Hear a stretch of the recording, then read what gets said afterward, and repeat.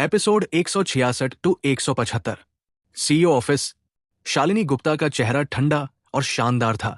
उसकी त्वचा बर्फ जैसी सफेद थी और उसकी खूबसूरत आंखें पानीदार थी, लेकिन इस वक्त उन आंखों में गुस्से की हल्की चमक थी। उसके सामने टेबल पर अभय सिन्हा का एक स्केच था जो उसने अभी बनाया था। स्कूल में उसने पेंटिंग सीखी थी और वो बहुत अच्छा बनाती थी, यहां तक कि पहला प्राइज भी जीता था। बदमाश बदमाश, रात को घर नहीं आने दूंगी, तुझे चाकू मार दूंगी। शालिनी ने एक पेन निकाला, अपनी हरी उंगलियां बढ़ाई और अभय के स्केच पर जोर से चाकू मारा। उसने लगातार दर्जनों बार चाकू मारा और थोड़ी देर में अभय का सिर दर्जनों छेदों से भर गया। बहुत दयनीय हालत थी। Bang bang bang. शालिनी का चेहरा गुस्से से भरा था और वो जोर जोर से चाकू मार रही थी।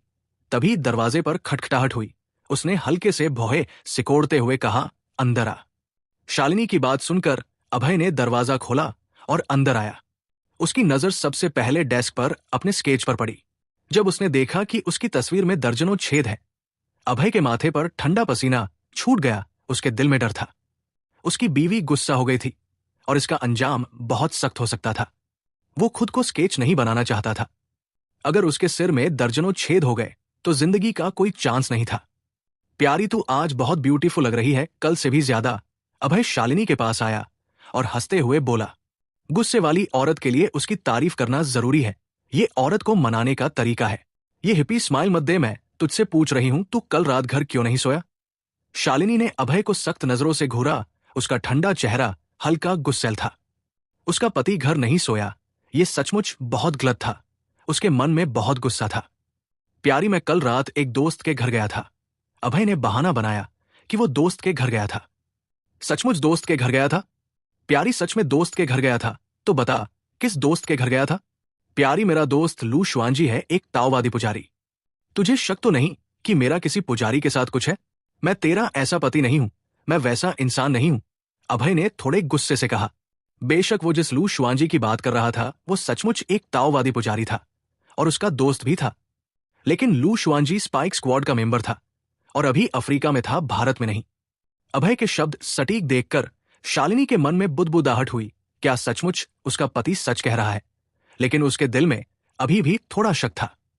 पति, बता लू शुआंजी का मोबाइल नंबर, मैं उसे कॉल करूंगी। शालिनी जाहिर है अभय को आसानी से छोड़ने वाली नहीं थी और कॉल करके कंफर्म करना चाहती थी। प्यारी, तुझे लगता है एक ताओवादी पुजारी के पास मोबाइल होगा? अभय ने हल्के से मुस्कुराते हुए कहा। हाँ, सही कहा, ताओवादी के पास मोबाइल नहीं होगा। शालिनी ने सिर हिलाया। अभय की बात पर यकीन कर लिया। बीवी, फिक्र मत कर, जब वक्त मिलेगा मैं लू शुआंजी को हमारे घर बुलाऊंगा, फिर तुझसे मिलवाऊंगा, अभय ने कहा।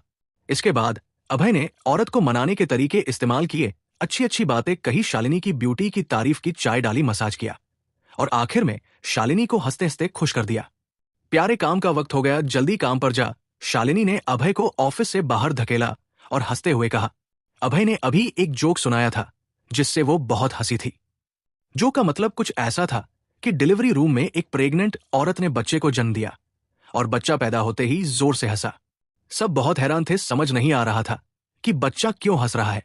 मिडवाइफ नर्स ने बच्चे की मुट्ठी खोली तो उसमें एक गर्भ निरोधक गोली थी और बच्चा जोर से हंसकर बोला, कमबख्त, तुम मुझे मारना चाहते थे, कोई चांस नहीं।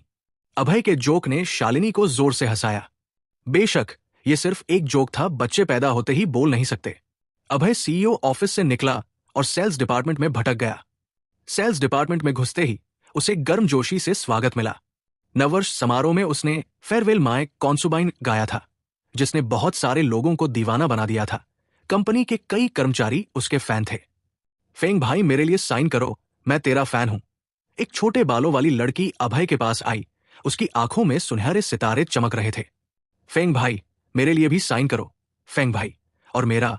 थोड़ी देर में कई लोग अभय के चारों तरफ जमा हो गए। सब उसके ऑटोग्राफ मांग रहे थे, जिससे उसे स्टार जैसा फील हो रहा था। पहले सेल्स डिपार्टमेंट के ये सहकर्मी अभय को गंभीरता से नहीं लेते थे, लेकिन अब एक एक करके उसे खुश करने लगे थे। तो अगर तुम चाहते हो कि लोग तुम्हारा सम्मान करें तो तुम में ताकत होनी चाहिए। अभय ने जाहिर है किसी को मना नहीं किया और थोड़ी देर में आसपास के सबके लिए साइन कर दिया। भाई अभय, तू काफी पॉपुलर हो गया है। अचानक श्यामली वर्मा की आवाज हंसते हुए आई। श्यामली वर्मा का चेहरा साफ और शुद्ध था। उसकी नाक हल्की उभरी हुई थी और आंखें काले रत्नों की तरह चमक रही थी। आज उसने हल्का नीला बिजनेस सूट पहना था और उसका सीना पपीते की तरह हिल रहा था, जो काफी शानदार था। क्या जबरदस्त पपीता! अभय ने श्यामली वर्मा के सीने को गर्म नजरों से देखा। सचमुच हाथ बढ़ाकर उसे रगड़ने का मन था। अफसोस वो ऑफिस में था तो हिम्मत नहीं कर सका। आखिर आसपास बहुत सारे लोग देख रहे थे। अभय की गर्म नजरों से देखे जाने पर श्यामली वर्मा का खूबसूरत चेहरा लाल हो गया, थोड़ा शर्मा गया। उसके सीने का पपीता मानो जोर से दबाया गया हो, हल्का सुन्न और खुजली वाला हो गया था। श्यामली दीदी तू फिर बड़ी हो गई है, अभय ने श्यामली वर्मा के सीने के पपीते को देखकर हंसते हुए कहा। बदमाश मत देख, श्यामली वर्मा ने अपने सीने को ढका और अभय को मोहक ढंग से घूरा। श्यामली दीदी, जो भी तेरा बॉयफ्रेंड बनेगा वो बहुत खुश रहेगा, हर दिन पपीता खा सकेगा। अभय ने मजाक किया। हर बार श्यामली वर्मा को देखकर वो उसे छेड़ता था। भाई अभय तू बदमाश है, हमेशा मुझे तंग करता है। मैं तुझसे बात नहीं करती। श्यामली वर्मा ने घमंडी ढंग से मुस्कुराया, अभय को नजरअंदाज किया और मुड़कर चली गई। अभय से नाराज होने की वजह से श्यामली वर्मा ने सारी सुबह उससे बात नहीं की, यहां तक कि अभय ने बात करने की कोशिश की तो भी उसने जवाब नहीं दिया। श्यामली वर्मा ने शाम को ऑफिस छूटने तक अभय से बात नहीं की, जिससे अभय थोड़ा उदास हो गया। मैंने तो बस तुझे छेड़ा था, इतना गुस्सा करने की क्या जरूरत? अभय सिंह, श्यामली वर्मा, ललिता, तुम तीनों मेरे साथ चलो, मैं डिनर ट्रीट दे रही हूं। ऑफिस छूटने के बाद प्रिया शर्मा ने सीधे अभय और बाकी तीनों को बुलाया और डिनर की ट्रीट दी। अभय सिंह, श्यामली वर्मा और ललिता वो लोग थे जिन्होंने नववर्ष समारोह में सेल्स डिपार्टमेंट की तरफ से हिस्सा लिया था। उन्होंने पहला स्थान जीता था। जाहिर है प्रिया शर्मा को अपना वादा पूरा करना था और उन्हें डिनर की ट्रीट देनी थी। श्यामली वर्मा और अभय सिन्हा को बात न करते देख प्रिया शर्मा थोड़ी कंफ्यूज थी। श्यामली, तू अभय से बात क्यों नहीं कर रही? शर्मा दीदी, ये बहुत बड़ा विलेन है, मैं इससे बात नहीं करती। श्यामली वर्मा ने अभय सिन्हा को नाराजगी भरी नजर से देखा। उसका मासूम चेहरा फूला हुआ था और अभी भी थोड़ा गुस्सा था। सुबह अभय ने कहा था कि वो उसके सीने का पपीता हर दिन खाना चाहता है, लेकिन श्यामली वर्मा इस छेड़खानी को बर्दाश्त नहीं कर पाई। काम के घंटों में सेल्स डिपार्टमेंट के कर्मचारी प्रिया शर्मा को मिनिस्टर शर्मा कहते हैं। ऑफिस खत्म होने के बाद श्यामली वर्मा जैसे लोग जो अच्छे रिश्ते में हैं उसे शर्मा दीदी कहते हैं। अभय, तूने श्यामली को क्यों तंग किया? प्रिया शर्मा ने कुछ शक के साथ अपनी पलकें झपकाते हुए पूछा। उसे पता था कि सेल्स डिपार्टमेंट में अभय और श्यामली वर्मा का रिश्ता बहुत अच्छा है, तो फिर अब बात क्यों नहीं कर रहे? शर्मा दीदी, मेरे साथ नाइंसाफी हुई। मैं श्यामली दीदी से बात करना चाहता था, लेकिन उन्हें लगा कि मैं बदसूरत हूं और मुझे इग्नोर कर दिया, अभय ने आत्मदया से कहा। पूछी प्रिया शर्मा अभय की मजेदार बात सुनकर हंस पड़ी। ये अभय भी कमाल है, तू तो हैंडसम है, ठीक है, कैसे बदसूरत हो सकता है? अगर तू बदसूरत है तो सेल्स डिपार्टमेंट में कोई हैंडसम लड़का नहीं होगा। बेशक उसे पता था कि ये अभय की छेड़खानी थी, लेकिन वो हंसी नहीं रोक पाई और पास खड़ी श्यामली वर्मा और ललिता भी अभय की हरकतों से हंस पड़ी। श्यामली, तू सचमुच अभय से इसलिए बात नहीं कर रही क्योंकि वो बदसूरत है? प्रिया शर्मा ने हंसी रोकते हुए श्यामली वर्मा से कहा।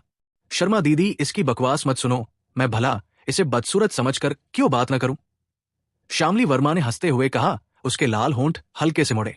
श्यामली दीदी, मेरे बदसूरत होने की वजह से तू मुझे इग्नोर कर रही है। अभय ने श्यामली वर्मा को गुस्से से देखा। उसका एक्सप्रेशन बहुत रियल था। ठीक है भाई अभय, तू बदसूरत नहीं है, मैं तुझसे बात कर रही हूं। श्यामली वर्मा हंस पड़ी। सचमुच अभय से मजा आ गया। ये लड़का हमेशा दूसरों को हंसा देता है। कुछ लोग हंसते बात करते जिंगजियांग होटल पहुंच गए। जिंगजियांग होटल हिम शिखर ग्रुप के पास है। ये हाई ग्रेड है और खाने की वैरायटी बहुत है। कंपनी के लोग जब भी ट्रीट देते हैं यहां डिनर के लिए आते हैं। होटल के फ्रंट डेस्क पर एक 20 साल की औरत थी, भारी मेकअप के साथ, पतला मुंह और नुकीला चेहरा। मैंने सुबह रूम नंबर 80 बुक किया था, क्या आप हमें अब वहां ले जा सकते हैं? प्रिया शर्मा ने भारी मेकअप वाली औरत से मोहक ढंग से मुस्कुराते हुए कहा। आपका नाम प्रिया शर्मा है ना?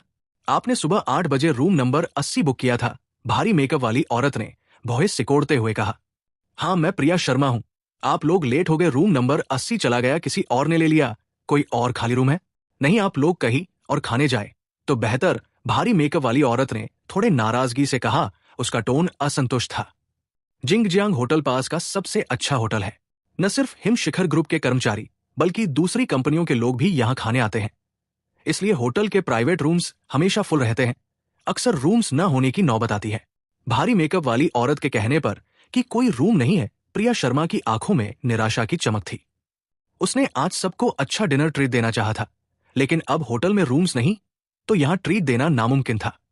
बेशक प्रिया शर्मा पास के दूसरे रेस्टोरेंट में ट्रीट दे सकती थी, लेकिन उसे लगता था कि वो छोटे रेस्टोरेंट स्टैंडर्ड के नहीं है।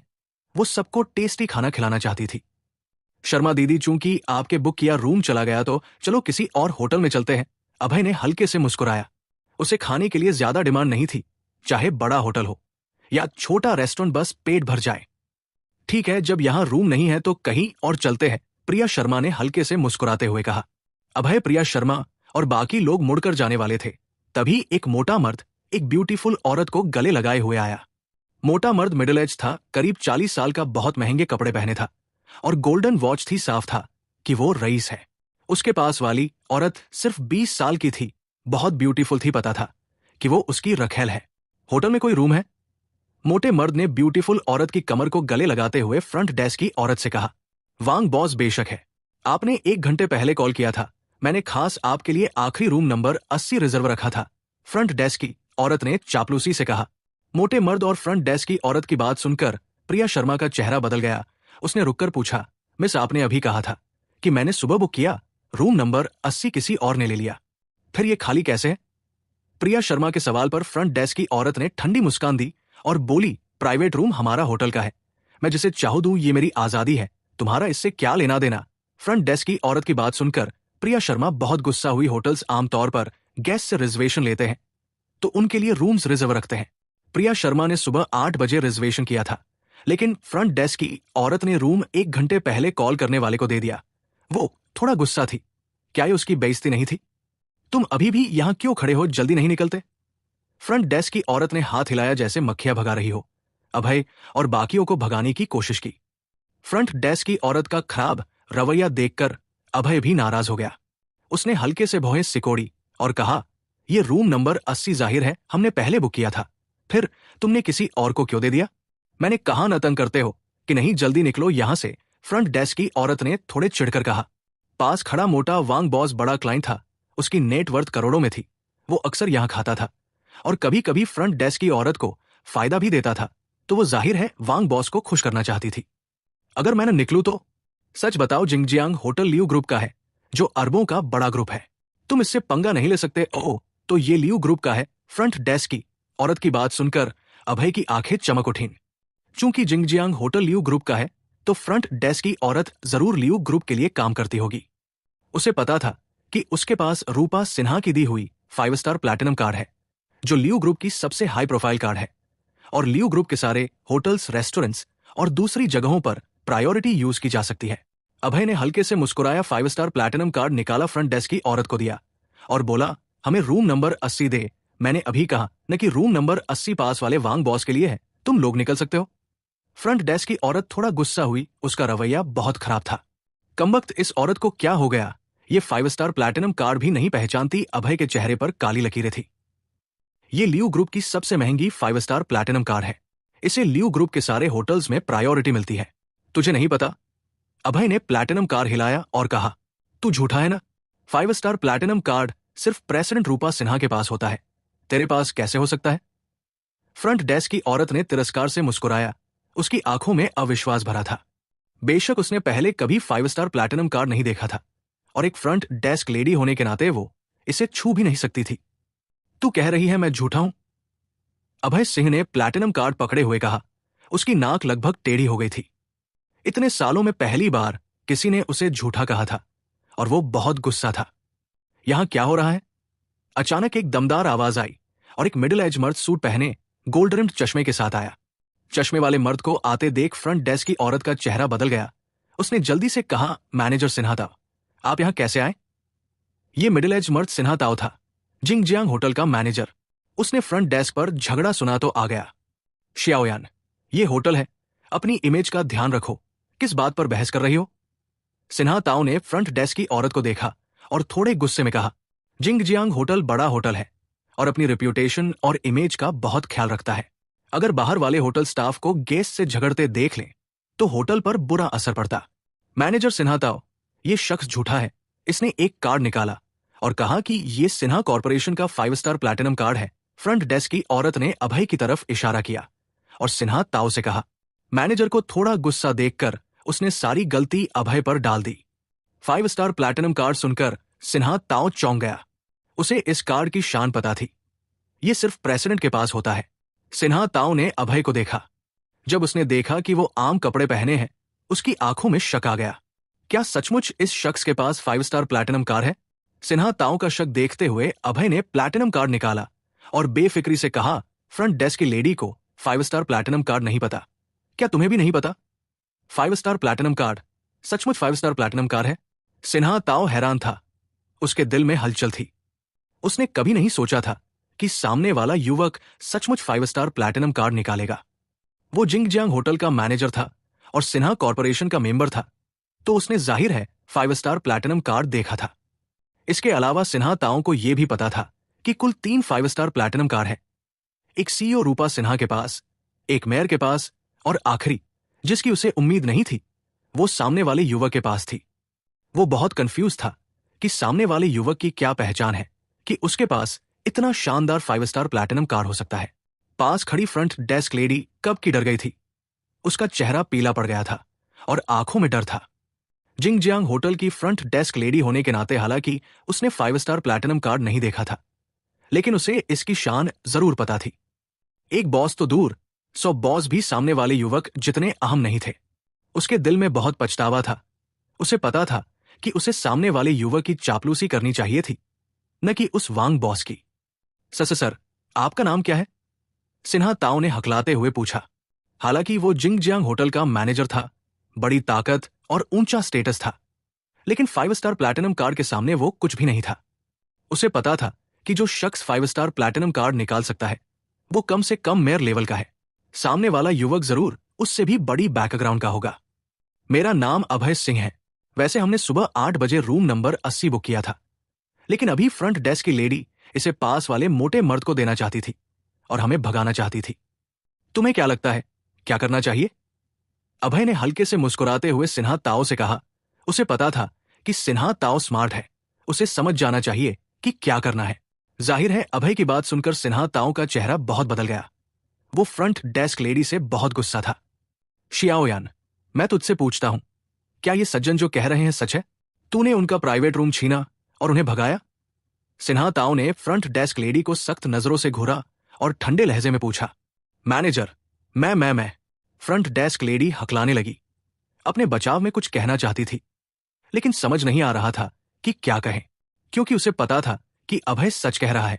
वांग बॉस को खुश करने के लिए उसने सचमुच उन्हें भगाने की कोशिश की थी। फ्रंट डेस्क लेडी का चेहरा देखकर सिन्हा ताओ को पता चल गया कि अभय जो कह रहा है वो सच है। अगर झूठ होता तो शियाओयान पहले ही खंडन कर देती। ये शियाओयान, कमबख्त, तूने किससे पंगा लिया? सामने वाले युवक से, जिसके पास 5 स्टार प्लैटिनम कार है। न सिर्फ तू इससे पंगा नहीं ले सकती, मैं भी नहीं ले सकता। अब वो सिर्फ प्यादे को छोड़कर सेनापति को बचा सकता था। पहले खुद को प्रोटेक्ट करना था और शियाओयान को बाहर फेंकना था। जिसने गलती की वो सजा तो भुगतेगी। शियाओयान, अब से तू फायर्ड है। तुरंत होटल छोड़। सिन्हा ताओ ने हल्के से भौहे सिकोड़ते हुए ठंडे लहजे में फ्रंट डेस्क लेडी से कहा। मैनेजर, प्लीज मुझे एक और चांस दे। मैं वादा करती हूं अगली बार ऐसा नहीं होगा। फ्रंट डेस्क लेडी ने पीले चेहरे के साथ गिड़गिड़ाया। उसे पता था कि जिंगजियांग होटल बड़ा होटल है और बेनिफिट्स बहुत अच्छे हैं। फ्रंट डेस्क लेडी होने के नाते उसकी सैलरी बहुत हाई थी। कुछ गेस्ट की टिप्स के साथ कभी कभी उसे महीने में 10,000 रुपए मिल जाते थे। वो ये जॉब नहीं छोड़ना चाहती थी, सचमुच नहीं छोड़ना चाहती थी, लेकिन उसे पता था कि उसने एक बड़े शख्स से पंगा ले लिया, जिससे मैनेजर भी नहीं टकरा सकता, तो उसे जाना ही था। शियाओयान का चेहरा पीला था। वो उदास चेहरे के साथ बाहर चली गई। होटल स्टाफ में किसी को उससे हमदर्दी नहीं हुई, क्योंकि उसने गलती की थी और गलती की तो सजा भुगतनी ही पड़ती है। पास खड़े मोटे वांग बॉस ने अभय को 5 स्टार प्लैटिनम कार्ड निकालते देख अपनी गर्लफ्रेंड को लिया और उदास होकर चला गया। उसे इस कार्ड की शान पता थी। उसने इसे मेयर के पास देखा था। ये एक ऐसा वजूद था जिससे वो पंगा नहीं ले सकता था। अभय भाई, आज सचमुच सॉरी। आपकी वजह से अपनी माफी दिखाने के लिए मैं इस डिनर की ट्रीट दूंगा। सिन्हा ताओ का चेहरा चापलूस था और मोहक मुस्कान थी। उसने अभय को मिस्टर अभय भी नहीं कहा, सीधे अभय भाई कहा। वो सिन्हा फैमिली का बच्चा था और 5 स्टार प्लैटिनम कार्ड की शान जानता था, जो सिर्फ रूपा सिन्हा के पास होता है और स्टेटस का सिंबल है। चूंकि रूपा सिन्हा ने अभय को यह कार्ड दिया था, मतलब वो उसे बहुत अहमियत देती थी। सिन्हा ताऊ चाहता था कि अभय रूपा सिन्हा के सामने उसकी तारीफ करे ताकि वो सिन्हा कॉर्पोरेशन में तरक्की कर सके। ठीक है, जब तू ट्रीट देना चाहता है तो ये डिनर तू दे, अभय ने हल्के से मुस्कुराते हुए कहा। चूंकि सामने वाला सिन्हा ताऊ उसे खुश करना चाहता है तो उसे एक चांस दे दो, और वैसे भी प्रिया शर्मा का एक डिनर का खर्चा बचा लो। हालांकि प्रिया शर्मा को एक डिनर की कीमत की परवाह नहीं थी। अभय का उसूल था, जितना बचा सके बचा लो, दूसरों का पैसा खर्च करो, अपना बचाओ। रूपा सिन्हा को खुश करने के लिए सिन्हा ताऊ कई लोगों को प्राइवेट रूम नंबर 80 में ले गया और खास तौर पर एक बड़ी टेबल के डिशेज ऑर्डर किए। हर डिश होटल की मशहूर डिश थी, बहुत महंगी थी, और एक टेबल की कीमत हजारों रुपए थी। एक खाने में हजारों रुपए लग गए, और यह सिन्हा ताऊ सचमुच बड़ा इन्वेस्टमेंट कर रहा था। वो एक बड़े होटल का मैनेजर था, और फिर भी अभय सिन्हा के लिए खुद चाय और शराब डाल रहा था, सीधे वेटर की तरह बर्ताव कर रहा था। प्रिया शर्मा, श्यामली वर्मा और ललिता हैरान होकर देख रही थी। वो अभय सिन्हा के साथ आई थी और इसका फायदा उठा रही थी। सिन्हा ताऊ ने सोचा कि ये ब्यूटीज का अभय से कुछ लेना देना है, तो उसने उनके लिए भी चाय और शराब डाली। बेशक सिन्हा ताऊ ने ब्यूटीज के लिए रेड वाइन डाली और अभय के लिए माउताई। एक बड़े होटल के मैनेजर से शराब और चाय डलवाना, और कई ब्यूटीज को भी वीआईपी ट्रीटमेंट मिला। टेबल पर डिशेज भी बहुत शानदार थी, जिसमें sea food, prawns, shell, crabs, birds nest, sharks fin, abalone और सी ककम्बर शामिल थे। प्रिया शर्मा, श्यामली वर्मा और ललिता, तीनों ब्यूटीज को सी फूड सबसे ज्यादा पसंद था। खाना खाते हुए उन्हें बहुत मजा आ रहा था। ब्यूटीज को खाते देखना बहुत अच्छा लग रहा था। बेशक अभय सिन्हा भी खाली नहीं बैठा था। खाते हुए उसने अपना बायां हाथ बढ़ाया और श्यामली वर्मा का नरम छोटा हाथ पकड़ लिया और लगातार मसलने लगा, जिससे श्यामली का खूबसूरत चेहरा शर्मिंदगी से लाल हो गया। अभय भाई बहुत शरारती है, इतने लोगों के सामने मेरा छोटा हाथ छू रहा है। हालांकि श्यामली ने थोड़ा विरोध किया, लेकिन अभय का हाथ उसे मजबूती से पकड़े था और वो चाहकर भी नहीं छुड़ा पाई। अभय के पैर भी जाहिर है खाली नहीं थे। उसका दाया पैर प्रिया शर्मा की पिंडली पर हुक की तरह लगा हुआ था और लगातार रगड़ रहा था, जो बहुत नरम और चिकना लग रहा था। ये बदमाश सचमुच मेरा फायदा उठा रहा है। प्रिया शर्मा ने अभय को मोहक ढंग से घूरा। उसकी खूबसूरत आंखों में थोड़ी शर्मिंदगी थी। उसने शर्माते हुए सिर नीचे कर लिया। डर था कि श्यामली वर्मा और ललिता को उसकी अजीब हालत का पता न चल जाए। अगर पता चल गया तो वो शर्मिंदगी से मुंह नहीं दिखा पाएगी। अभय अपने दाएं हाथ से खा रहा था, बाएं हाथ से नीचे श्यामली वर्मा का छोटा हाथ पकड़े हुए था और दाया पैर टेबल के नीचे प्रिया शर्मा की पिंडली को रगड़ रहा था। सचमुच मजा आ रहा था। कुछ लोगों के लिए खाना खाना शर्मिंदगी भरा था, और सिर्फ अभय सिन्हा खुश था। क्यों खुश था? क्योंकि उसने सबका फायदा उठा लिया था। शराब पीकर और खाना खाकर अभय और बाकी लोग होटल से निकल गए। अभय भाई, आपके पास सिन्हा कॉर्पोरेशन का 5 स्टार प्लैटिनम कार्ड कैसे है? सड़क पर श्यामली वर्मा ने छोटे सुनहरे सितारों वाली आंखों से पूछा। रूपा सिन्हा ने मुझे दिया। मुझे यकीन नहीं होता। 5 स्टार प्लैटिनम कार्ड इतना कीमती है। रूपा सिन्हा ने तुझे क्यों दिया? क्योंकि वो मेरी गर्लफ्रेंड है। बड़बड़ापन मत कर। रूपा सिन्हा अरबों की कंपनी की सीईओ है, वो तेरी गर्लफ्रेंड कैसे हो सकती है? श्यामली वर्मा ने सिर हिलाया। उसकी नजरों में अविश्वास था। उसे लगा कि अभय बड़बोलापन कर रहा है। पास खड़ी प्रिया शर्मा और ललिता को भी यकीन नहीं हुआ। वो दोनों भी सोच रही थी कि अभय बड़बोलापन कर रहा है। रूपा सिन्हा पूर्वांचल शहर में बहुत मशहूर है। आखिर वो पूर्वांचल की सबसे मोहक देवी है, सबसे अमीर औरत, सभी औरतों की आइडल और सभी मर्दों की गॉडेस। रूपा सिन्हा अभय सिन्हा की गर्लफ्रेंड होगी। ये मजाक बिल्कुल मजेदार नहीं था जब तक सूरज पश्चिम से न उगे। श्यामली वर्मा और प्रिया शर्मा की आंखों में अविश्वास देखकर अभय थोड़ा उदास हो गया। उसे लगा कि जब भी वो सच बोलता है लोग यकीन नहीं करते, लेकिन जब झूठ बोलता है तो लोग यकीन कर लेते हैं। वो सब एक मोहल्ले में नहीं रहते थे तो अलग हो गए। प्रिया शर्मा पश्चिम की तरफ गई, श्यामली वर्मा और ललिता दक्षिण की तरफ और अभय पूर्व की तरफ। लेकिन जब अभय टैक्सी में बैठा तो उसका चेहरा हैरान हो गया, क्योंकि ड्राइवर एक ब्यूटीफुल औरत थी, और सबसे बड़ी बात, वो इस औरत को जानता था। ये टैक्सी ब्यूटी कोई और नहीं, माया राठौर थी, क्रिमिनल पुलिस टीम की कैप्टन। माया राठौर टैक्सी चला रही थी। सचमुच ये क्या माजरा था, दांत टूटने की नौबत थी। छोटी माया लंबे वक्त बाद मिली, बहुत मिस किया तुझे। पीछे की सीट पर बैठकर अभय ने हंसते हुए कहा। पिछले बार जब माया राठौर बैंक में डकैतों से मिली थी तब अभय ने उसे बचाया था। उसके बाद से इस लड़की का रवैया उसके प्रति बहुत अच्छा हो गया था। वो पहले की तरह उसे देखते ही बंदूक नहीं निकालती थी जैसे दुश्मन हो। मैंने देखा कि तू है तो खास तौर पर तुझे बिठाया। माया राठौर ने अभय को देखा और कहा, वो एक मिशन पर थी और टैक्सी ड्राइवर बनकर आगे वाली गाड़ियों का पीछा करना था। जब वो जिंगजियांग होटल पहुंची तो उसने अभय को दरवाजे पर इंतजार करते देखा तो टैक्सी लेकर आ गई। छोटी माया, मुझे लगता है तू कोई केस सॉल्व कर रही है ना?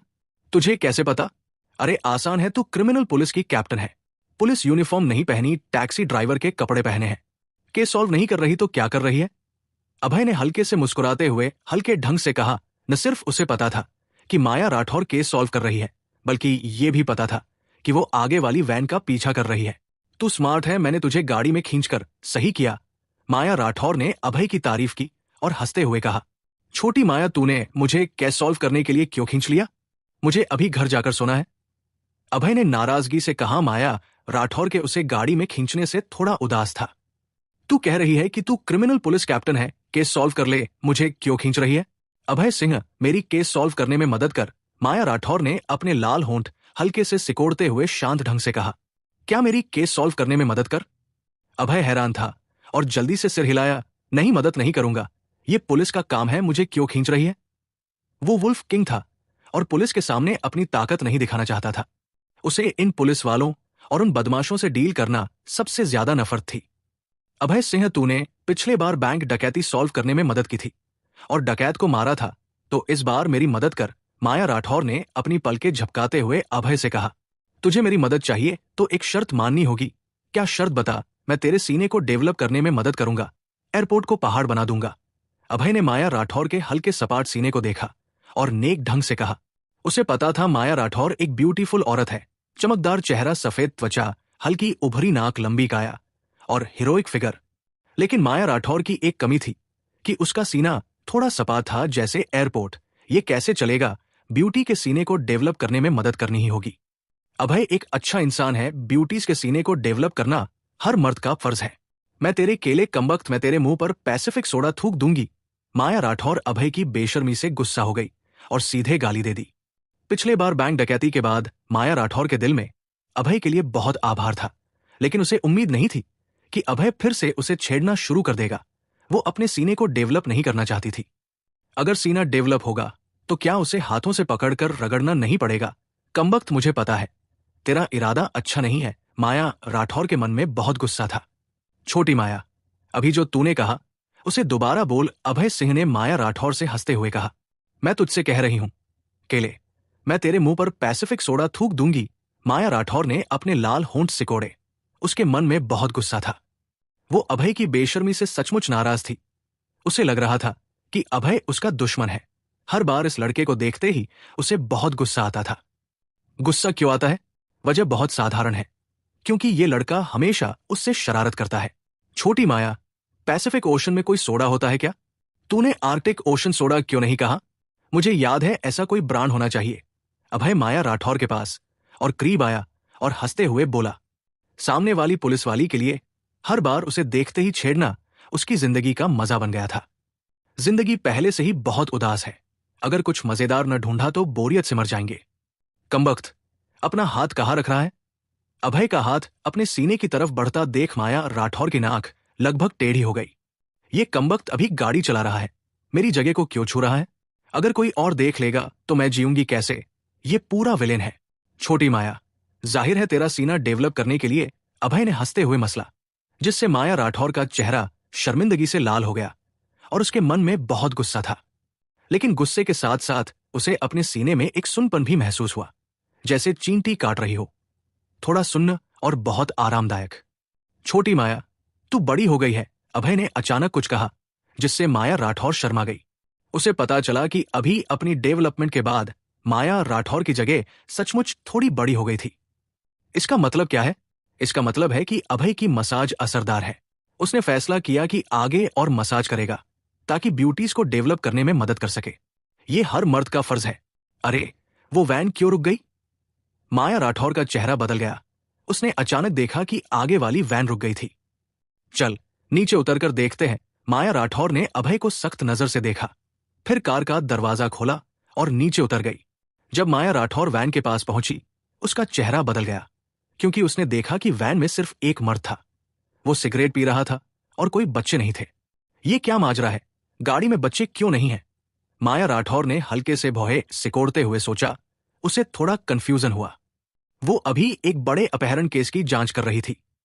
कहा जा रहा था कि एक गैंग ने दर्जन से ज्यादा बच्चों का अपहरण किया था और ये वैन सबसे ज्यादा शक के दायरे में थी।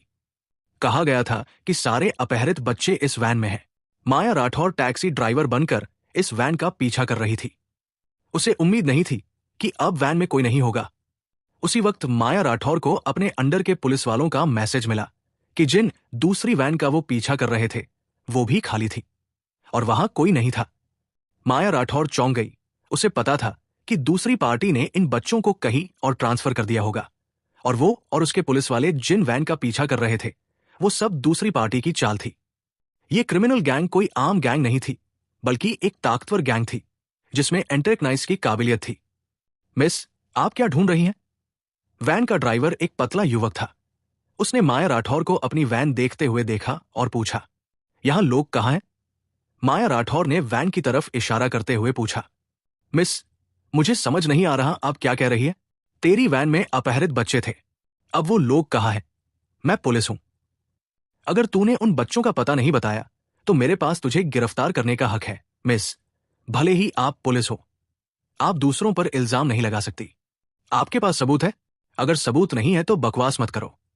सावधान रहो, मैं तुम पर मानहानि का केस कर दूंगा। पतला युवक ठंडे ढंग से मुस्कुराया और माया राठौर से बोला। उसे उससे बिल्कुल डर नहीं था। किसी को गिरफ्तार करने के लिए सबूत चाहिए। पहले दूसरी पार्टी के क्राइम का सबूत ढूंढना पड़ता है, तब जाकर गिरफ्तारी हो सकती है। अब वैन में कोई बच्चे नहीं थे तो वो जाहिर है माया राठौर से नहीं डरेगा। पतले युवक की बात सुनकर माया राठौर बहुत गुस्सा हुई। उसे पता था कि उन बच्चों को दूसरी पार्टी ने ट्रांसफर कर दिया होगा, इसलिए वो बहुत नाराज थी। अभय सिंह ने माया राठौर और पतले युवक की बहस नहीं सुनी, बल्कि अपनी आंखें हल्के से सिकोड़कर सामने वाली वैन को गौर से देखा। वैन बहुत आम थी, बस एक सफेद वैन थी जो सड़क पर हर जगह दिखती है। इसमें कुछ भी अजीब नहीं था, लेकिन अभय को वैन के पहियों पर कुछ अजीब दिखा। अभय पहिए के पास गया और देखा कि पहिए के पैटर्न में कुछ पीली मिट्टी थी। ये पीली मिट्टी आम मिट्टी नहीं थी, बल्कि ईंट बनाने वाली फैक्ट्रियों की मिट्टी थी, जिसमें हल्की जलने की गंध थी। अभय ने अंदाजा लगाया कि ये वैन जरूर किसी ईंट की फैक्ट्री में गई होगी और वहां से निकली होगी। और पहियों पर मिट्टी बहुत नहीं थी, जिसका मतलब था कि ईंट की फैक्ट्री अभी अभी खुली होगी। छोटी माया, जब वैन में कोई नहीं है तो चलते हैं। अभय माया राठौर के पास आया और उससे कहा, बच्चा अभी नहीं मिला, फिर क्यों जाए? माया राठौर जाहिर है नहीं जाना चाहती थी। आखिर सामने वाली वैन अभी भी एक क्लू थी। चलते हैं, वैन में कोई बच्चे नहीं है। अभय ने हल्के से मुस्कुराया और माया राठौर को नाना करते हुए खींच कर ले गया। माया राठौर जाना नहीं चाहती थी, लेकिन अभय की ताकत बहुत ज्यादा थी, तो आखिर में उसे गाड़ी में खींच लिया गया। बदमाश, तूने मुझे क्यों खींच लिया? मुझे अभी बच्चा नहीं मिला। गाड़ी में माया राठौर का खूबसूरत चेहरा गुस्से से भरा था, थोड़ा नाराज और असंतुष्ट। छोटी माया, फिक्र मत कर, मैं तेरा ये केस सॉल्व कर दूंगा, अभय ने कॉन्फिडेंस से मुस्कुराते हुए कहा। अभी की ऑब्जर्वेशन से उसके मन में एक प्लान था और उसे कुछ क्लूज पता चल गए थे। केस सॉल्व करना? कैसे सॉल्व करेगा? मुझसे पूछ। यहां पास में कोई ईंट की फैक्ट्री है? ये क्यों पूछ रहा है? बस बता, यहां पास में कोई ईंट की फैक्ट्री है? रुक, मैं अपने लोगों से चेक करवाती हूं। हालांकि माया राठौर को नहीं पता था कि अभय ईंट की फैक्ट्री क्यों पूछ रहा है, फिर भी उसने अभय पर भरोसा करना चुना। उसने अपना मोबाइल निकाला और पुलिस वालों को कॉल करके पास की ईंट की फैक्ट्री ढूंढने को कहा। थोड़ी देर बाद उसके अंडर वालों ने ईंट की फैक्ट्री की जानकारी दी। माया राठौर ने मोबाइल नीचे रखा और बोली, यहां पास में 3 ईंट की फैक्ट्रियां हैं। एक डू माउंटेन के पास, एक सबर्ब्स में और एक तियाने रोड पर। मुझसे पूछ, इन तीनों में से कौन सी फैक्ट्री नई खुली है? अभय ने भौहें सिकोड़ते हुए पूछा। डू माउंटेन के नीचे वाली फैक्ट्री नई खुली है, इसे सिर्फ 1 महीना हुआ है। बहुत अच्छे, तुरंत डू माउंटेन के नीचे वाली ईंट की फैक्ट्री पर चल। डू माउंटेन की फैक्ट्री क्यों जाना है? बहुत साधारण है, वो अपहरित बच्चे डू माउंटेन के नीचे वाली ईंट की फैक्ट्री में है, अभय ने मुस्कुराते हुए कॉन्फिडेंस से कहा। तू कह रहा है कि वो बच्चे डू माउंटेन की ईंट की फैक्ट्री में है, इसका क्या आधार है? अभय सिन्हा की बात सुनकर माया राठौर ने हल्के से भौहें सिकोड़ते हुए पूछा। उसे लग रहा था कि अभय थोड़ा मनमाना बोल रहा है। उसने क्यों कहा कि बच्चे डू माउंटेन की ईंट की फैक्ट्री में है? अगर वो वहां गए और बच्चे नहीं मिले तो वक्त की बर्बादी होगी। छोटी माया, अगर मैं कह रहा हूं कि बच्चे वहां हैं तो जरूर होंगे, अभय ने कॉन्फिडेंस से कहा। वो वुल्फ क्षेत्र का वुल्फ किंग था। उसने एक बार अपने वुल्फ टाइगर ग्रुप को लेकर पूरे अफ्रीका में तहलका मचा दिया था। जासूसी और एंटी जासूसी में उससे ज्यादा माहिर कोई नहीं था। मुझे अभी भी यकीन नहीं कि बच्चे डू माउंटेन की ईंट की फैक्ट्री में होंगे। माया राठौर ने सिर हिलाया। उसे अभी भी लग रहा था कि अभय की बात पर भरोसा नहीं किया जा सकता। छोटी माया, चलो एक शर्त लगाते हैं। क्या शर्त? सुनाओ। अगर वो बच्चे डू माउंटेन की ईंट की फैक्ट्री में मिले तो तू मुझे अपना सीना डेवलप करने देगी। अगर नहीं मिले तो मैं आगे से तेरी बात मानूंगा। तू मुझे पूरब जाने को कहेगी तो मैं पूरब जाऊंगा। अभय ने माया राठौर के सीने पर नजर डाली और हंसते हुए कहा, सच कहें तो इतनी बड़ी ब्यूटी का सीना एयरपोर्ट जैसा हो, ये मेरे पापा बर्दाश्त कर लें, लेकिन मेरी मम्मी नहीं, तो उसे इस ब्यूटी का एयरपोर्ट डेवलप करने में मदद करनी ही होगी। अभय की बात सुनकर माया राठौर का खूबसूरत चेहरा बदल गया। वो बहुत गुस्सा हुई, लेकिन जब उसने सोचा कि दूसरी पार्टी ने क्या कहा, उसका दिल हिल गया। अगर दूसरी पार्टी हार गई तो उसे आगे उसकी बात माननी पड़ेगी। ठीक है, मैं तुझसे शर्त लगाती हूं। अगर वो बच्चे सचमुच डू माउंटेन की ईंट की फैक्ट्री में मिले तो मैं तुझे अपना सीना डेवलप करने दूंगी। अगर नहीं मिले तो तुझे मेरी बात माननी होगी। मैं तुझे नदी में कूदने को कहूंगी तो तुझे कूदना होगा, माया राठौर ने सख्त ढंग से कहा। छोटी माया, तू इतनी सख्त नहीं होगी ना? सचमुच मुझे नदी में कूदने को कहेगी? अभय ने नाराजगी भरे चेहरे से कहा। कहा जाता है कि औरत का दिल सबसे जहरीला होता है, और ये सच है। ये माया राठौर सचमुच उसे नदी में कूदने को कह रही है। बहुत गलत है। जब वक्त आएगा उसे सख्त सजा देनी होगी और उसके एयरपोर्ट को बहुत डेवलप करना होगा। बूम! गाड़ी गरजते हुए डू माउंटेन के नीचे की ईंट की फैक्ट्री की तरफ बढ़ी। माया राठौर ड्राइव करते हुए अपने अंडर वालों को फोन करना नहीं भूली। उसने कहा कि वो डू माउंटेन की ईंट की फैक्ट्री जा रही है। वो बस अपनी लोकेशन के बारे में कैजुअली बता रही थी, लेकिन डिप्टी कैप्टन अर्जुन ने सुन लिया। अर्जुन ने सोचा कि माया राठौर को बच्चे के अपहरण के बारे में कोई क्लू मिल गया है, और उसने भी लोगों को लेकर डू माउंटेन की ईंट की फैक्ट्री की तरफ चल दिया। आधे घंटे बाद माया राठौर ने अभय को डू माउंटेन के नीचे की ईंट की फैक्ट्री तक ड्राइव करके पहुंचाया। उसने गाड़ी दूर पार की ताकि कोई देख न ले। फिर दोनों गाड़ी से उतरे और रास्ते से ईंट की फैक्ट्री की तरफ बढ़े। ये एक 3000 स्क्वायर मीटर की ईंट की फैक्ट्री थी, जिसके चारों तरफ एक बड़ी दीवार थी, 2 मीटर से ज्यादा ऊंची।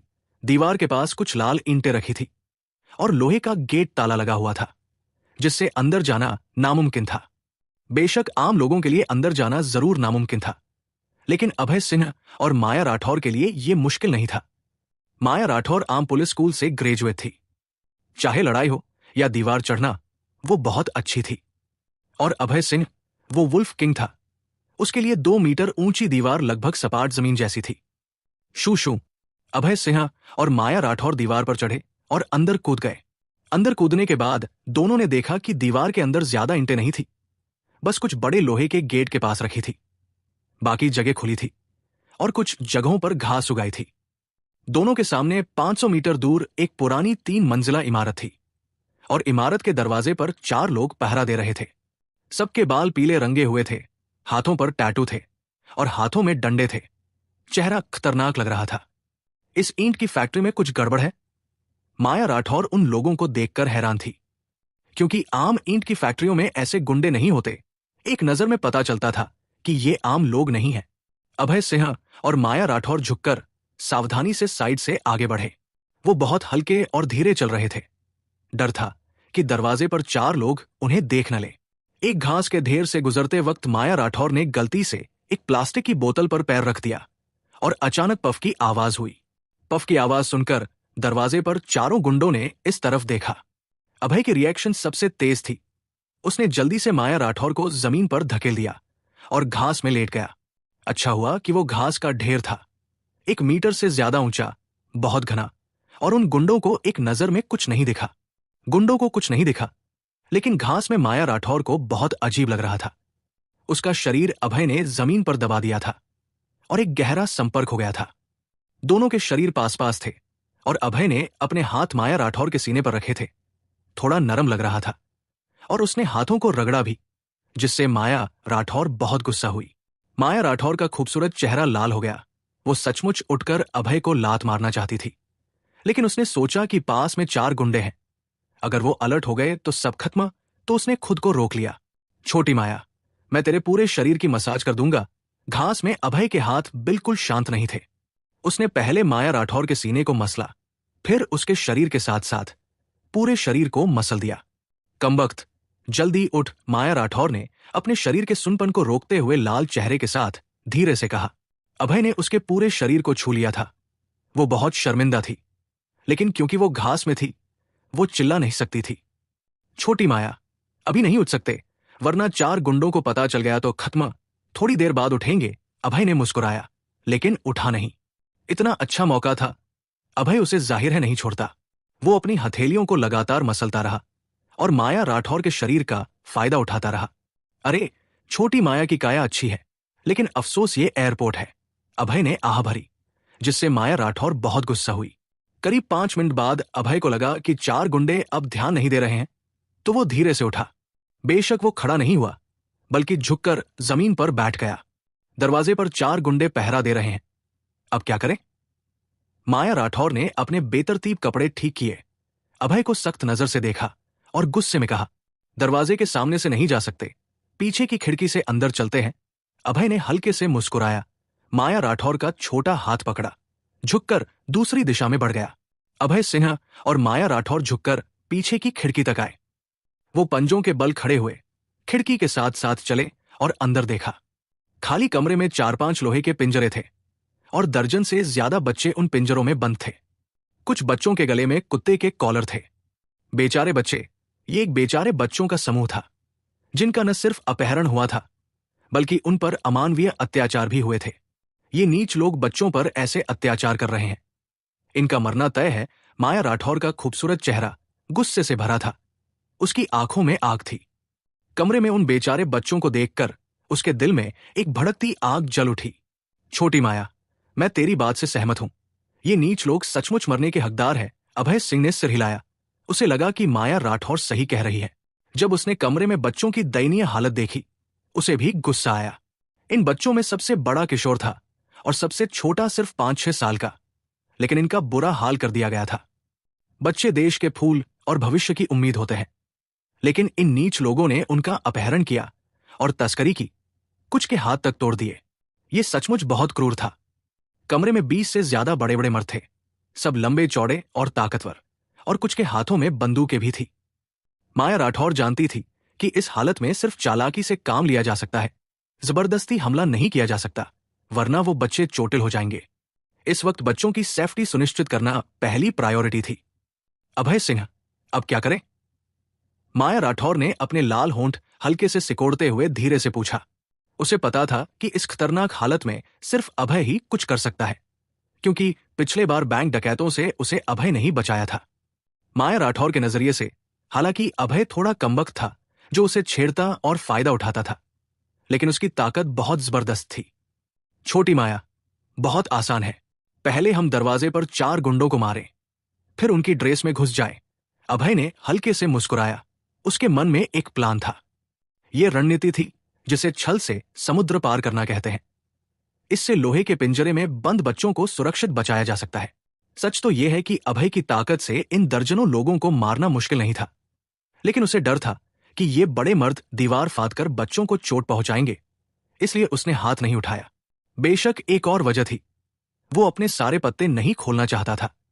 अभय सिन्हा और माया राठौर खिड़की के नीचे झुककर बच्चों को बचाने की चर्चा कर रहे थे कि तभी ईंट की फैक्ट्री से जोर की आवाज आई और ताला लगा हुआ लोहे का गेट बाहर से खटखटाकर खोल दिया गया।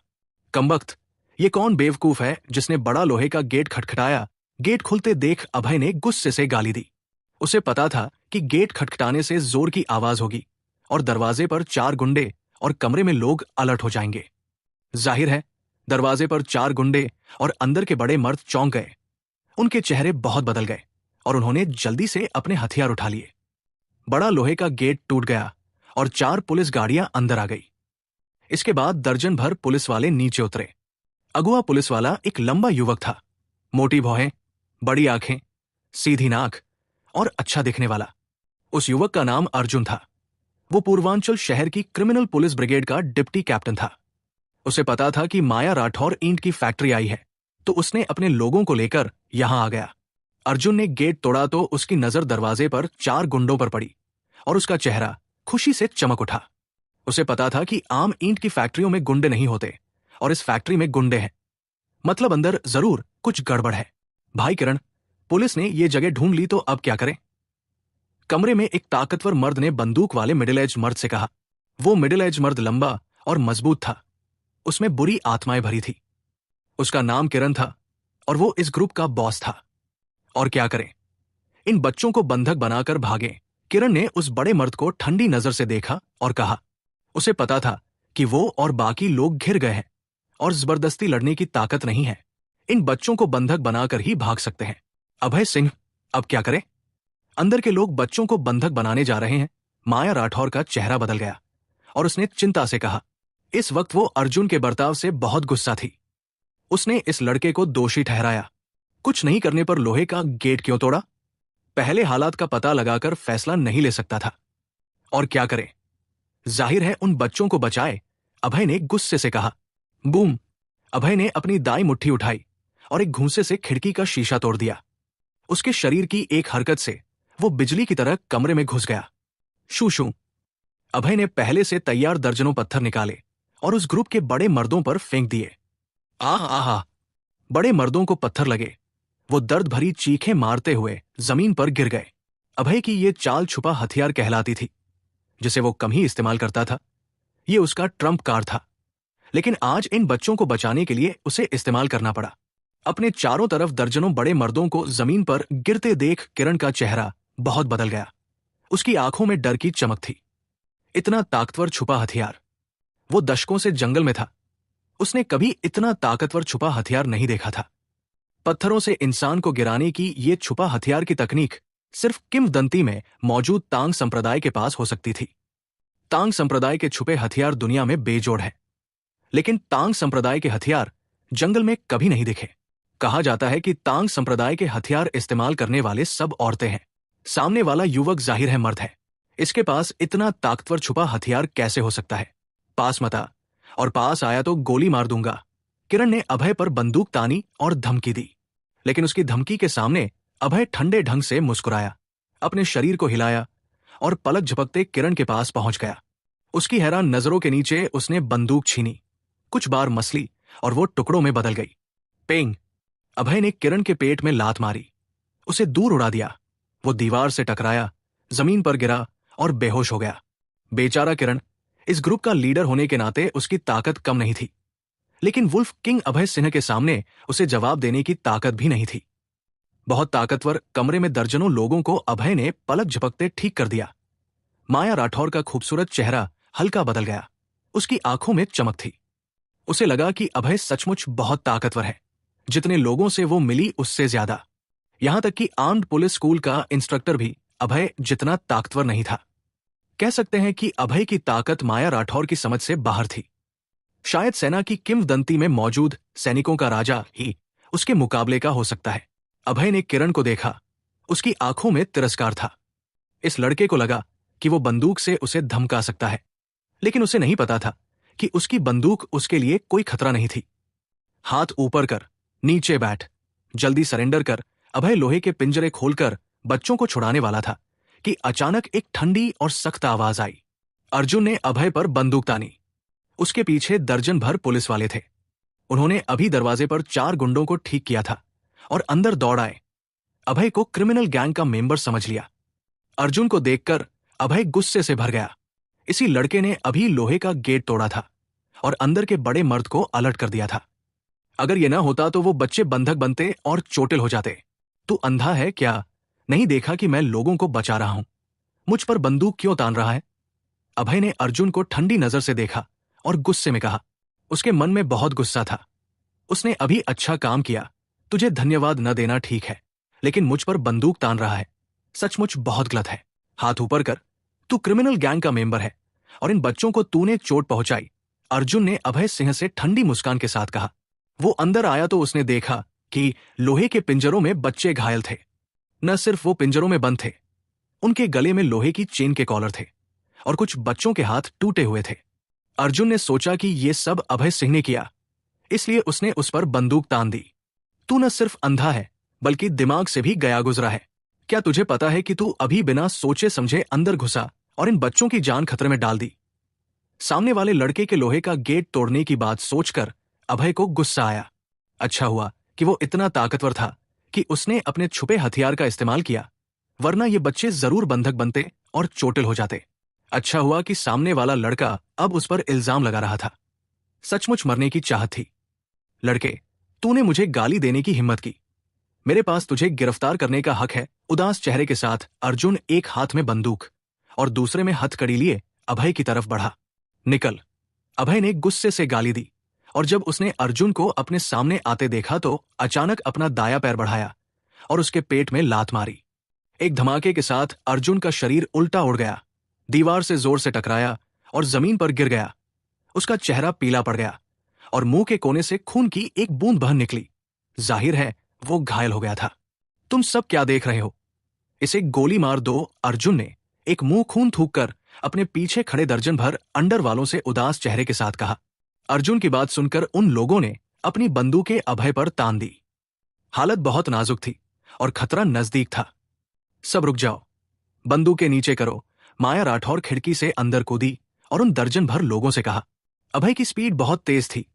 माया राठौर अभी रिएक्ट नहीं कर पाई थी, लेकिन अब उसे समझ आ गया था तो उसने जल्दी से अपने अंडर वालों को रोकने की कोशिश की। वो नहीं चाहती थी कि ये लोग अभय को चोट पहुंचाएं। कैप्टन, आप यहां कैसे? माया राठौर को देखकर आसपास के दर्जन भर लोगों के चेहरे हल्के बदल गए और उन्होंने कहा। माया राठौर क्रिमिनल पुलिस ब्रिगेड की कैप्टन थी, उनकी सीधी बॉस। वो जाहिर है उसे जानते थे, लेकिन कैप्टन ने उन्हें बंदूकें नीचे करने को कहा, जिससे उन्हें कंफ्यूजन हुआ। क्या कैप्टन ने सामने वाले युवक को डिप्टी कैप्टन को चोट पहुंचाते नहीं देखा? इन बच्चों को अभय सिंह ने बचाया और जमीन पर पड़े लोगों को भी उसने चोट पहुंचाई। माया राठौर ने जमीन पर बेहोश पड़े बड़े मर्दों की तरफ इशारा किया और शांत ढंग से कहा। अभय की ताकत के बारे में माया राठौर को बहुत अच्छे से पता था। अगर वो सचमुच गुस्सा हो गया तो ये दर्जन भर अंडर वाले भी उसके सामने नहीं टिक पाएंगे। आम लोगों के लिए बंदूकें ताकतवर होती हैं, लेकिन अभय सिंह के लिए वो खिलौनों से ज्यादा कुछ नहीं थी। माया राठौर की बात सुनकर सबने जमीन की तरफ देखा। तब उन्हें एहसास हुआ कि जमीन पर दर्जनों बड़े मर्द पड़े थे। इनमें से कई के बाल पीले थे और टैटू थे। एक नजर में पता चलता था कि ये गुंडे हैं। जब सबको हालत समझ आई तो सबके चेहरे शर्मिंदगी से भर गए और उन्होंने जल्दी से अपनी बंदूकें हटा ली। उन्होंने सचमुच हीरो को क्रिमिनल समझ लिया था। उन्हें शर्मिंदगी हुई। अर्जुन, तुम्हारी लीडरशिप की कमी और बच्चों को खतरे में डालने की वजह से मैं अब तुम्हें डिप्टी कैप्टन के पद से अस्थायी रूप से हटाने का फैसला करती हूं। वापस जाकर गंभीर समीक्षा करो। माया राठौर ने जमीन पर पड़े अर्जुन को देखा और ठंडे लहजे में कहा। उसे भी अर्जुन की लापरवाही से बहुत नफरत थी, इसलिए उसने उसे सीधे सस्पेंड कर दिया और समीक्षा लिखने को कहा। यह उसकी सजा भी थी। माया राठौर की बात सुनकर अर्जुन ने मुंह खोला और कुछ कहना चाहा, लेकिन सोचा कि अभी की गलती सचमुच उसने की थी, तो वो सिर्फ पीले और उदास चेहरे के साथ सिर झुका सका। ये बच्चे बहुत बेचारे हैं। माया राठौर ने लोहे का पिंजरा खोला और अंदर के बच्चों को बाहर निकाला। उसका खूबसूरत चेहरा दया से भरा था। औरतें स्वाभाविक रूप से दयालु और ममता की चमक से भरी होती हैं, तो इन बच्चों की दयनीय हालत देखकर उसे तुरंत दुख हुआ। इनमें से ज्यादातर बच्चों के नाक मुंह सूजे हुए थे। उनके चेहरों और हाथों पर चोटों और नीले निशान थे। जाहिर है इन गुंडों ने इन्हें बहुत पीटा था। ये एक गंभीर बच्चा तस्करी का केस था। ये गुंडे एक क्रिमिनल गैंग थे। इन्होंने इन बच्चों का अपहरण किया, कुछ के हाथ तोड़े और उन्हें भीख मांगने के लिए मजबूर किया। छोटे बच्चों को दूर के पहाड़ी इलाकों में बेच दिया जाता था। माया राठौर एक इंसाफ पसंद पुलिस वाली थी। इन गुंडों के बुरे कामों को सोचकर वो गुस्से से भरी थी। वो फिर उन गुंडों के पास गई और उन्हें जोर से लात मारी। अपने दिल के गुस्से को निकाला।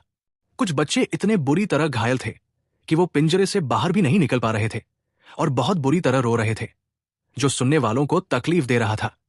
रात के 11 बज चुके थे और हॉस्पिटल के डॉक्टर पहले ही छुट्टी पर जा चुके थे। अगर वो डॉक्टर घर से आए भी तो 1 घंटे से ज्यादा लगेगा।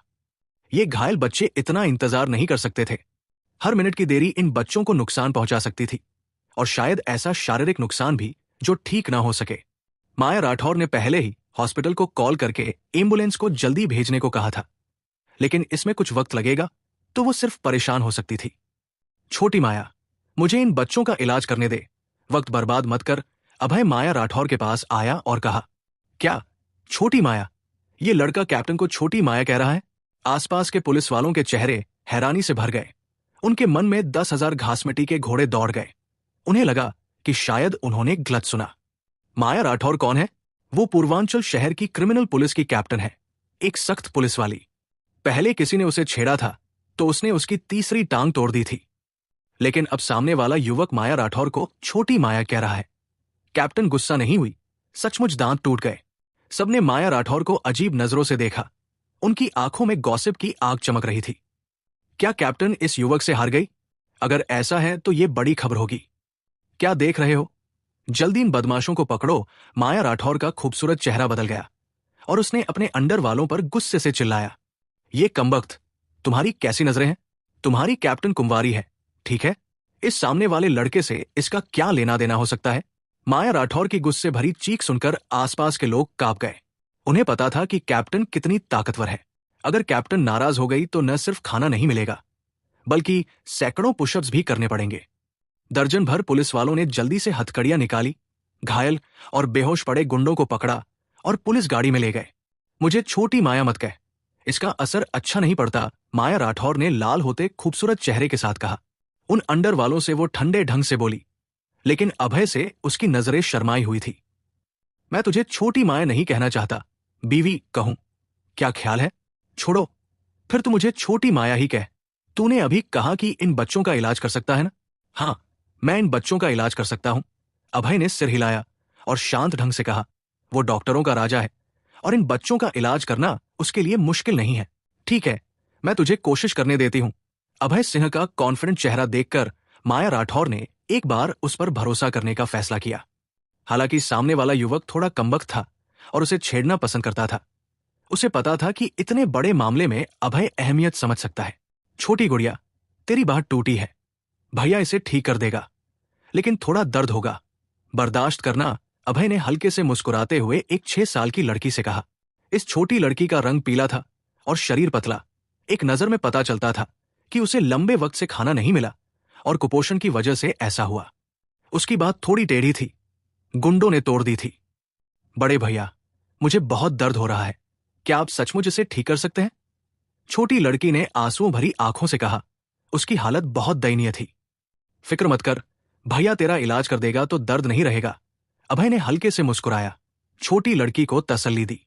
इतनी प्यारी छोटी लड़की, उन गुंडों ने ऐसा कर दिया, कमबख्त। उसने अपना दाया हाथ बढ़ाया, छोटी लड़की की टूटी हड्डी का डिसलोकेशन पकड़ा, फिर जोर से मोड़ा। एक कड़क की आवाज हुई और लड़की की बाह का टूटा हिस्सा जुड़ गया। जुड़ते ही लड़की चीख पड़ी। उसे बहुत दर्द हुआ, लेकिन फिर दर्द गायब हो गया और उसकी बाह फिर से आजादी से हिलने लगी, जैसे नॉर्मल इंसान की। हाँ बड़े भैया, सचमुच अब दर्द नहीं है। Thank you. छोटी लड़की ने अपनी बाह हिलाई और आभार से कहा, मुझे उम्मीद नहीं थी कि तुझे दवा में भी महारत है। छोटी लड़की की बाह को अभय से जुड़ते देख माया राठौर की पलकें झपकी। उसकी खूबसूरत आंखों में चमक थी। उसे पता था कि इस तरह की हड्डी जोड़ने की तकनीक आसान नहीं है। ये सिर्फ 60-70 साल के पुराने ऑर्थोपेडिक सर्जन के हाथों में दिखती है। आम युवा डॉक्टरों को यह बिल्कुल नहीं आता। अभय सिंह 20 साल का युवक लगता था, लेकिन उसे ऐसी जादुई हड्डी जोड़ने की तकनीक थी। इस लड़के में कितने राज छुपे हैं। न सिर्फ उसकी ताकत इतनी जबरदस्त है, बल्कि उसकी मेडिकल स्किल्स भी इतनी अच्छी है। माया राठौर को अचानक उसकी खोज करने की उत्सुकता हुई। उसे नहीं पता था कि जब एक औरत की उत्सुकता जागती है तो वो गिरने के करीब होती है। अभय ने छोटी लड़की को ठीक किया तो बाकी दर्जन भर बच्चे भी उसके पास आए ताकि वो उनका इलाज करे। छोटी लड़की की मिसाल की वजह से वो अभय पर पूरा भरोसा कर रहे थे। बेशक अभय ने उन्हें निराश नहीं किया और आखिर में सबके जख्म ठीक कर दिए। हालांकि इन बच्चों के जख्म ठीक हो गए थे, फिर भी उन्हें देखभाल और मेंटेनेंस की जरूरत थी। तो जो गंभीर थे उन्हें हॉस्पिटल जाना था और जो गंभीर नहीं थे वो माया राठौर के साथ पुलिस स्टेशन जाएंगे ताकि उनके रिश्तेदारों को ढूंढकर घर भेजा जा सके। अभय ने इन बच्चों का इलाज किया। सारे बच्चे उस पर बहुत निर्भर थे। वो उसे जाने नहीं दे रहे थे। जैसे ही वो जाता वो रोने लगते थे। अभय के पास कोई चारा नहीं था सिवाय इसके कि इन बच्चों के साथ हॉस्पिटल जाए और फिर पुलिस स्टेशन लौटकर उनके खाने पीने का ध्यान रखे। वो सुबह 4 बजे तक व्यस्त रहे और ये बच्चे धीरे धीरे सो गए। वक्त देखकर अभय थोड़ा हैरान था। उसने कल ऑफिस के बाद रूपा सिन्हा से मिलने का वादा किया था, लेकिन उसे उम्मीद नहीं थी कि इतने सारे काम हो जाएंगे। ऑफिस के बाद वो प्रिया शर्मा के साथ होटल डिनर के लिए गया और डिनर के बाद टैक्सी लेने जा रहा था कि माया राठौर मिल गई। उसे उम्मीद नहीं थी कि माया राठौर केस सॉल्व करेगी और उसकी मदद मांगेगी। ये मदद अगले दिन सुबह 4 बजे तक चली। अरे, इस बार तो सचमुच खत्म हो गया। न सिर्फ रूपा सिन्हा को धोखा दिया, बल्कि रात को घर भी नहीं सोया। शालिनी गुप्ता मुझे छोड़ने वाली नहीं, अभय ने हल्की आह भरी और थोड़ा उदास था। लेकिन जब उसने सोचा कि उसने इतने सारे बच्चों को बचाया तो उसका मूड अच्छा हो गया। भले ही उसकी बीवी उसे गलत समझे, ये इसके लायक था। अभय को इन अनजान बच्चों के लिए इतना व्यस्त देखकर सुबह 4 बजे तक बिना रुके, यहां तक कि चाय का एक घूंट भी न लेते हुए, माया राठौर को थोड़ा अच्छा लगा। उसे उम्मीद नहीं थी कि ये लड़का इतना नेक है, इंसाफ से भरा इंसान। माया राठौर ने अभय को देखा और मन ही मन उसकी तारीफ की। अभय सिन्हा, चल चाय पीते हैं। इस बच्चा अपहरण केस को सॉल्व करने का सारा क्रेडिट तुझे जाता है। माया राठौर ने एक कप चाय डाली, उसे अभय को दी और हंसते हुए कहा, छोटी माया, तू मुझ पर बहुत मेहरबान है। अभय ने चाय का कप पकड़ते हुए सीधे माया राठौर का नरम छोटा हाथ पकड़ लिया, जो नरम और चिकना था, सफेद और कोमल, बहुत आरामदायक। कमबख्त, छोड़। अभय ने अचानक उसका छोटा हाथ पकड़ा। माया राठौर का खूबसूरत चेहरा हल्का बदल गया। उसने भौहें सिकोड़ी और गुस्से में कहा। उसने अभी अभय को इंसाफ पसंद इंसान के तौर पर तारीफ की थी और उसे थोड़ा पसंद करना शुरू किया था, लेकिन उसे उम्मीद नहीं थी कि पलक झपकते ही ये लड़का अपनी बदमाशी दिखाएगा। सचमुच उसे गुस्सा आ गया। मैं जानती थी कि तारीफ नहीं करनी चाहिए। तू थोड़ी देर के लिए जेंटलमैन नहीं बन सकता। माया राठौर ने अभय को नाराजगी से देखा। उसके मन में बहुत उदासी थी। छोटी माया, तेरे हाथ बहुत खुशबूदार और नरम है, जैसे कॉटन कैंडी। छूने के बाद फिर छूने का मन करता है। अभय ने उस गुलाबी हाथ को पकड़ा, हथेली को खरोंचा और छोड़ने को तैयार नहीं था। इस छोटी लड़की के हाथ गुलाबी और नरम है, चिकने और फिसलन भरे, कॉटन कैंडी जैसे। उन बूढ़े मर्दों के हाथों से कहीं ज्यादा खूबसूरत। कोई आश्चर्य नहीं कि कुछ लोग कहते हैं औरतें पानी से बनी होती हैं। ये सच है। छोटी माया, तूने और मैंने शर्त लगाई थी, अगर मैं इस ग्रुप के बच्चों को बचा लूं तो तू मुझे अपना सीना डेवलप करने देगी। अभय ने माया राठौर के सीने पर नजर डाली और हंसते हुए कहा। यह सुनकर माया राठौर का खूबसूरत चेहरा बदल गया। अभय की नजरों से उसे ऐसा लगा जैसे एक जोड़ी बड़े हाथ उसके सीने को पकड़कर मसल रहे हों। छोटी माया, तू कैप्टन है, तू कर्ज से मुकरना नहीं चाहती ना? माया राठौर के चुप रहने पर अभय ने थोड़े असंतोष से कहा। अभय सिन्हा, पुलिस स्टेशन में ये ठीक नहीं। यहां बहुत लोग देख रहे हैं। जब कोई ना हो तब कैसे रहेगा? माया राठौर ने शर्माते हुए कहा। हालांकि उसे दूसरों का अपने शरीर को छूना नफरत था। वो वादा निभाने वाली थी। चूंकि अभय से शर्त हार गई थी तो उसे अपना सीना डेवलप करने देना होगा। ज्यादा से ज्यादा एक सुअर उसे छुएगा, लेकिन ये सुअर थोड़ा हैंडसम है। छोटी माया, कोई बात नहीं, हम बाथरूम जा सकते हैं। अभय ने हंसते हुए माया राठौर का छोटा हाथ पकड़ा और बाथरूम की तरफ बढ़ गया। सुबह के 4 बज रहे थे और बहुत लोग आराम कर रहे थे। बच्चे बहुत गहरी नींद में सो रहे थे। सिर्फ अभय सिन्हा, माया राठौर और ड्यूटी पर पुलिस वाले जाग रहे थे। अभय ने माया राठौर को खींचा, ड्यूटी पर पुलिस वालों को बाईपास किया और बाथरूम में घुस गया। बाथरूम में माया राठौर का खूबसूरत चेहरा लाल था। उसका शरीर दीवार से टिका हुआ था, चेहरा शर्माया हुआ, दिल हिरन की तरह धड़क रहा था। उसकी नजरें जमीन पर थी। वो सामने खड़े अभय को देखने की हिम्मत नहीं कर पा रही थी। छोटी माया, मैं आ रहा हूं। अभय ने मोहक ढंग से मुस्कुराया और माया राठौर की तरफ बढ़ा, लेकिन उसकी नजरें उसके सीने पर टिकी थी। तू पास मत आ। अभय सिन्हा की कामुक नजरें देखकर माया राठौर ने अपनी पलकें झपकाते हुए थोड़े डर से कहा। छोटी माया, शर्त हारने की बात माननी पड़ती है। मुझे तेरा एयरपोर्ट डेवलप करने दे। अभय ने मोहक ढंग से मुस्कुराया, अपना दाया हाथ बढ़ाया और माया राठौर की चीख के बीच उसके सीने को पकड़कर मसला, जो नरम, मीठा और उछाल से भरा था। अभय के हाथ एयरपोर्ट पर हर तरफ घूमे, लगातार खरोंचते और मसलते रहे। थोड़ी देर बाद माया राठौर के चेहरे पर पसीने की पतली परत छा गई। उसका शरीर नरम पड़ गया और चेहरा कान लाल हो गए। बदमाश, कितना बड़ा बदमाश, दूसरों को तंग करता है। माया राठौर का चेहरा शर्मिंदगी से भरा था। उसके मन में बहुत शर्मिंदगी थी। उसे लगा कि अभय सचमुच बहुत शरारती है, जो बाथरूम में ऐसा कर रहा है। उसे पता था माया राठौर एक कुंवारी लड़की है। ऐसा करने की तो बात ही छोड़ो, उसने कभी इसके बारे में सोचा भी नहीं था। कमबख्त बदमाश, तूने मेरे मासूम शरीर का फायदा उठाया। अभय ने आधे घंटे तक माया राठौर का एयरपोर्ट डेवलप करने में मदद की और आखिर में उसे छोड़ दिया। इस वक्त माया राठौर जमीन पर निढाल होकर पड़ी थी, पसीने से तर, बिना किसी ताकत के, और हाफ रही थी। छोटी माया, मेरे डेवलपमेंट के बाद तेरा सीना थोड़े वक्त में बड़ा हो जाएगा, अभय ने जमीन पर पड़ी माया राठौर से हंसते हुए कहा। उसने अभी माया राठौर की मसाज की थी। वो कोई आम मसाज नहीं थी, बल्कि उसके सीने के कई एक्यूपंक्चर पॉइंट्स को दबाया था, जो नसों को खोलकर सीने के विकास को बढ़ावा दे सकता है। बदमाश लोग दूसरों को तंग करते हैं, माया राठौर ने अभय को मोहक ढंग से घूरा और असंतोष से कहा। माया राठौर को लग रहा था कि जब से वो अभय से मिली तब से उसका फायदा उठाया जा रहा है। उसे बहुत अच्छे से याद था, पहली बार फुटबाथ शॉप पर था, उसने अभय को पुलिस स्टेशन ले जाया था, लेकिन उसने उसका पहला चुम्मा ले लिया। दूसरी बार में गुंडों से मिली थी, हालांकि अभय ने उसे बचाया, लेकिन उसने उसका शरीर छू लिया और उसकी पीठ पर थप्पड़ मारा। तीसरी बार, चौथी बार, कुल मिलाकर हर बार अभय से मिलने पर माया राठौर को नुकसान उठाना पड़ा। उसे लगा कि सामने वाला लड़का उसका दुश्मन है। चल, सुबह हो गई, हमें बाहर निकलना चाहिए, अभय ने हल्के से मुस्कुराया और माया राठौर के साथ बाथरूम से बाहर निकल गया। सच तो यह है कि अभय माया राठौर को सजा देना चाहता था। ओह नहीं, सजा शब्द गलत है, उसे फायदा उठाना चाहिए था। लेकिन अफसोस सुबह हो गई थी, उसे जाना पड़ा, वरना कोई देख लेता तो बुरा होता। अभय सिन्हा और माया राठौर पुलिस ऑफिस लौट आए। ड्यूटी पर पुलिस वाले ने उन्हें हैरानी से देखा और पूछा, कैप्टन, आप अभी कहाँ गए थे? मैं आपको ढूंढ नहीं पाया। अभी ड्यूटी पर पुलिस वाले ने पुलिस स्टेशन में बहुत ढूंढा था, लेकिन माया राठौर नहीं मिली थी। उसे बहुत कंफ्यूजन था।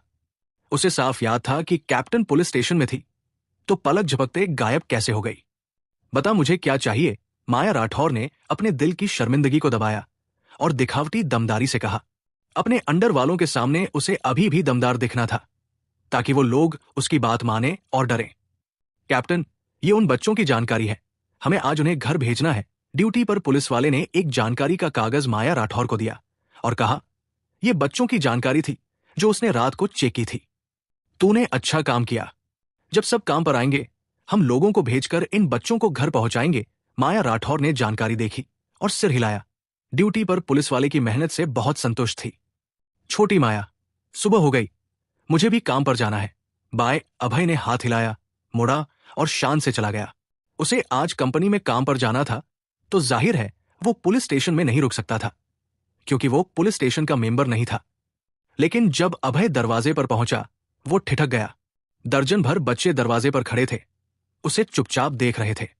बड़े भैया, कल आपने हमें बचाया, थैंक यू, हम आपको मिस करेंगे। बच्चों के बड़े ग्रुप ने अभय को झुककर सलाम किया। उनके मासूम चेहरों पर आभार भरा था। उनका अपहरण और तस्करी हुई थी। इस दौरान उन गुंडों ने उन्हें बहुत तंग किया था। अगर सामने वाला बड़ा भैया उन्हें न बचाता तो वो जरूर और सताए जाते। हालांकि वो छोटे थे, उन्हें भी पता था कि सामने वाला बड़ा भैया अच्छा इंसान है, तो जब सुना कि भैया जा रहा है, वो सब दरवाजे पर उसे विदा करने आए। उन सच्ची आंखों को देखकर अभय भावुक हो गया। इन बच्चों की मासूमियत और सादगी ने उसे छू लिया। छोटे दोस्तों, भैया जा रहा है, घर पहुंचकर अपनी मम्मी की बात सुनना और फिर से अपहरण न होने देना, समझे? अभय ने सामने वाले दर्जन भर बच्चों से कहा। समझ गए, बड़े भैया, दर्जन भर बच्चों ने जोर से कहा। जब अभय जाने वाला था, उसे अचानक दिखा कि ये बच्चे सब चिथड़े पहने थे और कई के चेहरे पीले और कमजोर थे। उसके दिल की नरमी छू गई। अभय को बचपन में उसके परिवार ने छोड़ दिया था और उसका अपहरण भी हुआ था। उस वक्त वो भी गरीब और भूखा था, लगभग भूख से मर गया था।